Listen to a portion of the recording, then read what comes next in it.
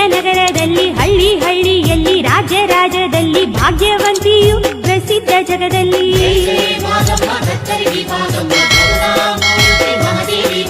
ಪೂರ್ವ ಕಾಲದಲ್ಲಿ ವಿಜಯನಗರದಲ್ಲಿ ಹಳ್ಳಿ ಹಳ್ಳಿಯಲ್ಲಿ ರಾಜ್ಯ ರಾಜ್ಯದಲ್ಲಿ ಭಾಗ್ಯವಂತಿಯು ಪ್ರಸಿದ್ಧ ಜಗದಲ್ಲಿ.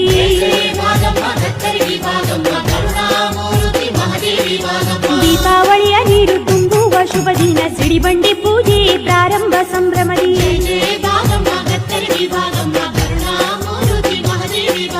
ಸಂತಾನ ಭಾಗ್ಯ ನೀಡುವ ಭಾಗಮ್ಮ ಭಕ್ತರು ಬರುವರು ಸಿಡಿಯಾಡಲು ಭಾಗಮ್ಮ.